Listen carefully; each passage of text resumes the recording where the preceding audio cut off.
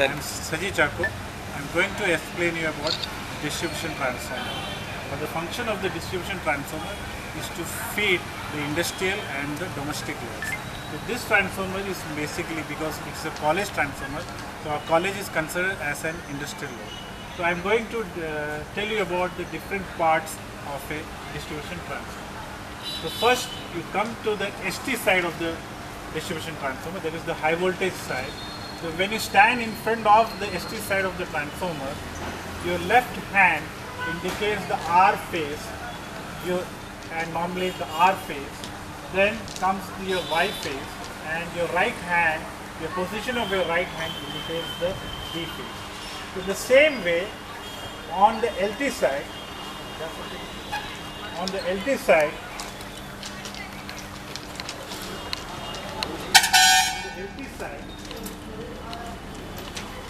you can see that on the LT side, you can see that you will have this one indicates your neutral, and then the R phase, and then the Y phase, and then the B phase. You can see that the 2N stands for the neutral on the LT side, the 2U1 stands for the R phase, the 2V1 stands for the Y phase, and 2W1 stands for the B phase.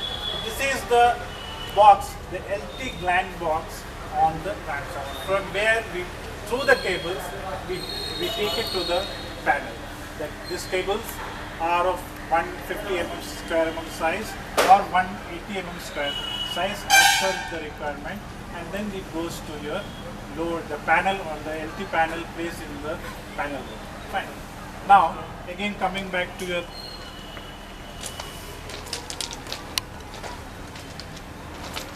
ST side, you see that these are the cables, the overhead wires are directly terminated to this bushing, which is known as the ST bushing, and you can see that there are two rods, and these rods are known as the arcing rods. And the function of this rod is to protect the transformer from any surge, whether it's a lighting surge or a switching surge. Mainly it is for the lightning surge. Fine. Now, the most important thing when you come to the transformer is seeing the specification sheet or the specification details of the transformer. Now, this transformer, you can see that it is made by Crompton Greaves, and you can see that the rating of this transformer is 500 kVA, and the HP rating is 33 kV, and the LT rating you can see it is 415 kV. For 40 plus minus, the deviation is given, that is plus 10% it can go or minus 15% it can go down. And the type of cooling is O9, that is oil natural and air natural, and for a frequency of 50 Hz. And the other important thing is the vector connection. You can see the vector connection is given here. It is DY11. Normally all distribution transformers, D stands for that the ST side is connected in delta, the primary side is connected in star, with the secondary side leading the primary side by an angle of 30 degrees. That is known as DY11. And you can see that there are tappings. There is a tapping given on the ST side, and this is the offload tap changer. So this has got 5 tappings, 1, 2, 3, 4, 5, and the nominal one is the third tapping. You can see the nominal voltage, that is 3. The switch position 3 is the nominal voltage rating, that is 33 kV, and 1 is plus 5%, 2 is plus 2.5%, then comes the 4, that is minus 2.5%, then 5, that is minus 5%. So you can, as per depending upon the ST voltage side, you can increase or decrease the voltage on the secondary of the transformer. Then the other most important thing, as the cooling is oil natural, air natural, these are the cooling fins which you can see over here. These are the cooling fins. As you know that the coefficient of cooling increases if you increase the area. So therefore, this cooling fins acts as to increase the area, which are directly with the atmosphere. So once the oil gets heated up, it goes up, and when it goes up through this pipe, it comes to this cooling fins, where with the natural air it gets cooled down, and again it goes from this pipe it goes again back to the transformer. So this is a natural convection which is taking place in the transformer, and the cooling takes place here. There is a transformer oil which we use in the transformer tank, and you can see that the weight of that it is given somewhere here. The weight of the transformer, the weight of oil is 585 kg, and the total weight of the transformer including this oil is 2.5 tons. You can see over. Then the other important thing is that is the conservator tank. This is the conservator tank. The top is the conservator tank. You can see the top is the conservator tank, and you can see the level of the oil. There is a gauge which is given over here. You can see that the level of oil which is filled in the transformer tank. Normally, the conservator the oil should be filled till the half mark, and when it goes down, you have to add extra oil. You have to top up the oil in the transformer. So this is every time, as if you are an electrical engineer, during summer season you should come and check the level of oil in the conservator tank, and if it comes down, you have to take the necessary. You have to take this transformer for maintenance.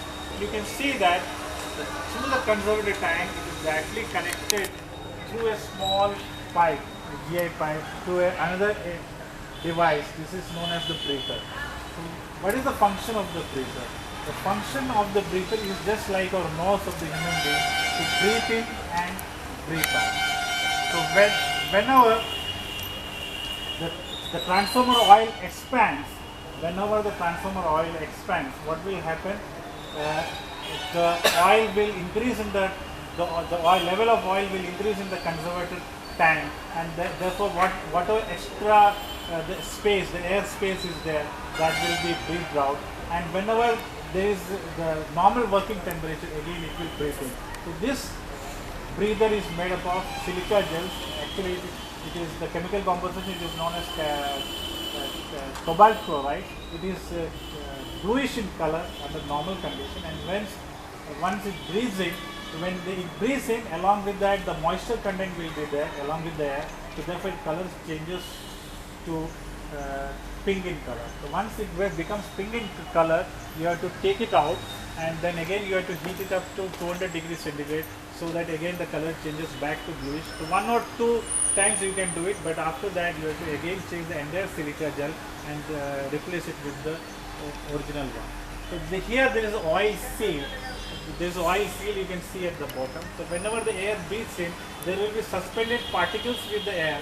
So suppose some dust and all these microfine particles will be there. That will get suspended in the oil. So therefore this acts as the oil seal. So this is also an important part. Whenever you do the maintenance take, you remove this and see that whether the oil in this has been deteriorated or damaged. So replace that oil with the fresh one. Then comes the other important thing is this one is the pressure vent. This is the pressure vent. Due to the internal faults in the transformer, so there will be the oil will get heated up. There will be heavy pressure, just like your pressure cooker, and if it exceeds and if no protection is given, then through this pressure vent, the gas, it will break that glass. You can see that there is a glass at the top. It will break the glass, and whatever extra pressure is, it will come out from the transformer. Therefore, there will not be any exploding of the transformer. Otherwise, there are chances that if you don't take care of, and if the pressure inside due to internal faults will go up, then the transformer may explode. So therefore, this acts as the pressure pump, and it is slightly, you see that an angle slightly twisted. It is like that. When it is raining, no water should go inside. That is why it is slightly tilted like this. And then the other important thing you can see is that this is the glucose relay, which you can see that. There is a glucose relay which is connected here. It is between the conservator and the tank body. Between the conservator over there, and the tank body, there is another device which is connected. That is the glucose relay. So this glucose relay acts as, this is a gas actuated relay. This acts as a protection for the transformer. Any internal fault within the transformer, it acts as a protection. Inside there are 2 mercury switches, and when the oil goes down, first it gives a warning to the operator who is sitting in the panel room, and if the operator doesn't take care of that warning signal which is given, there is another switch, and when the further heating up, the oil further goes down, the mercury switch, the second mercury switch acts, and it isolates the transformer from the HT supply. So this, and you can see that this pipe, this pipe which is connected, it is at an angle of 11 degree with the tank body. So this is an important request. Manufacturers, when manufacture this Buchholz relay, they see that the angle of this pipe should be at an angle of 11 degree with the top face of the tank body. So this is a ground mounted transformer. You can normally you see two types of transformer near to home. Near to home, that is the transformer which is mounted on the H-pole rails. So that they are known as pole mounted transformer, and this particular transformer is a ground mounted transformer.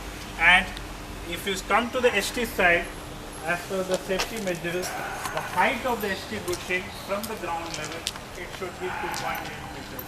So that even if I am standing here with a stick in my hand, it should not test the HT wire from that. From the ground level to the HT top bushing, when you mount this transformer on this plate, the height should be at least 2.5 meters. As per the safety standard, it should be more than 2.5 meters. We are kept here at 2.8 meters. So one important feature of the transformer is that the LT side, when you come to the LT side, the neutral should be grounded. So we have grounded the neutral. We have grounded the neutral. It is gone to the earthing pit. So there are two important earthing is there. One is the neutral earthing, and the second is the body earth. The transformer body is earth. You can see that the transformer body is earth. Yes, this is the transformer body is earth. The transformer body is earth. It is earth to the tank body. So this is the two important. One is for the structure earthing, and the other is the neutral earthing. You can see that the neutral is earth. So these are the drain pipes to drain out the oil.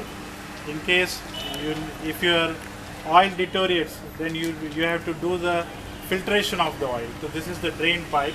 So here it goes to the filtration machine, and once it gets filled up, and once the oil is get filtered through this tank,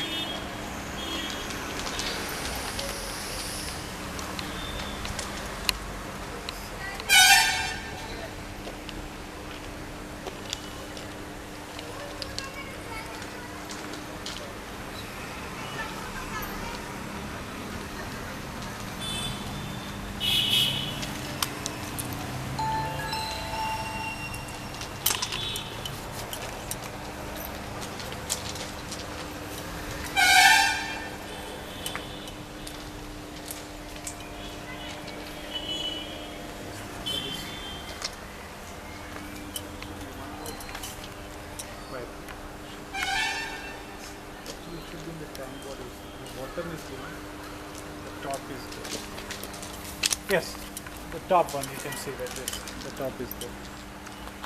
So from the bottom it goes to the filtration, this one filtration equipment. The oil gets filtered, and every 1 hour you have to take the breakdown test.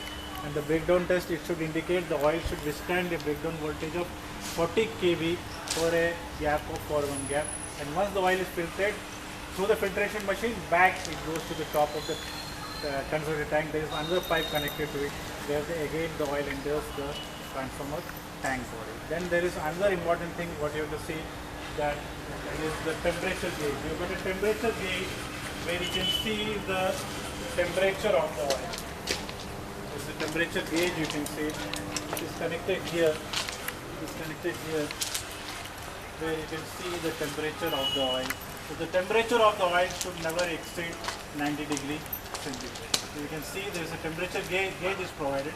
So you have to, as an engineer, you have to make a regular check whether the temperature of the oil is exceeding 80 degrees centigrade. If the temperature of the oil is 90 degrees centigrade, in all means it indicates that the temperature of the winding is more than 100 degrees centigrade. And if it exceeds that, then you have to give protection of the transformer. You have to protect the transformer from overheating. So that also you have to take care of.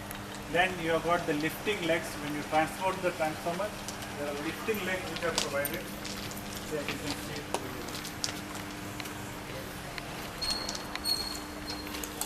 This is the lifting legs. This one, the lifting leg which is provided. So you can see that with the lifting leg this is providing the power.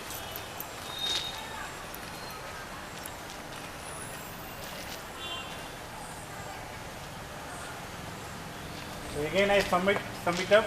For a transformer, you have got the conservative tank, you have got the breather, fine, you have got the pressure vent, you have got the cooling fins, because it is a oil natural, air natural, you have got the empty side terminal box, then the Buchholz relay,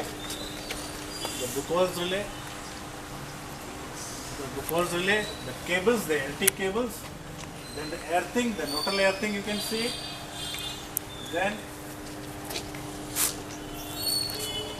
the most important one, the specification details of the transformer, the offload tap changer, the temperature gauge, and last the structure. So these are the 5 most important, the protection devices as well as the normal devices which is connected to the transformer for its proper function.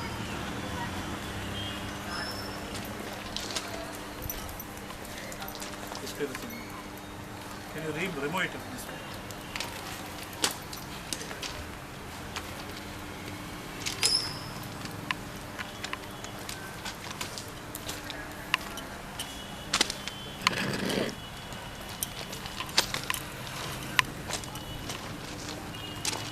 This is a typical earthing, you can see it.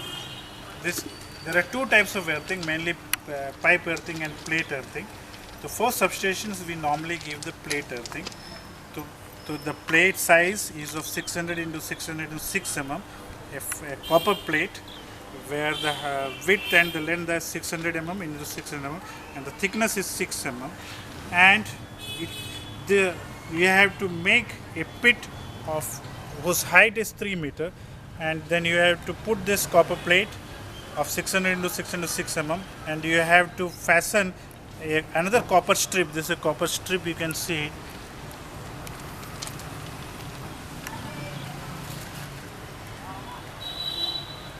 Copper strip, it has to come. It's an old one, I think we can. There's a copper strip which comes all the way to it, and here it is, just the welding is done with this clamp, and it goes, and this pipe is given. Why this pipe is given? Because during summer season you have to pour this water, because moisture, you have to make this pit moist, because the substation earthing, the earth resistance should not be more than 1 ohm. So therefore, and once the first time you make it, along with this copper plate you pour charcoal and salt to decrease the soil resistivity. You put the charcoal and the salt, and after that in regular time you have to pour water only, and if the earth resistance goes more than 1 ohm, so you have to moisten it by pouring water. Therefore this pipe is given to pour water so that it goes down to the copper plate, which is at a depth of 3 meter from the ground level. So there will be 5 to 6 earthings in a substation. One is for the transformer neutral, one is for the transformer body, then comes for the structure of the substation, then comes for the lightning arrestor, which is an important part. The lightning arrestor is another protection for the transformer from the lightning surge. That I cannot show you because it is the topmost part. So you have got an earthing for the lightning arrestor. You can see that a cylinder at the top. A cylinder, just like your insulator, you can see at the top. So that is the lightning arrestor. It is a station type lightning arrestor. It can withstand a current of 33 kiloampere to 33 kiloampere. You can pass to the station type lightning arrestor. It's a station type lightning arrestor. We have got the earthing for the this lightning arrestor. We have got earthing for the this one, the substation structures, and then you have got earthing for the EB switch. This is again an offload disconnector. So whenever you want to take a transformer in maintenance, you have to open this offload circuit breaker. This is known as air brake switch. This is not an on-load disconnector. This is an offload disconnector. That means first you have to switch off the load, then you open this air brake switch.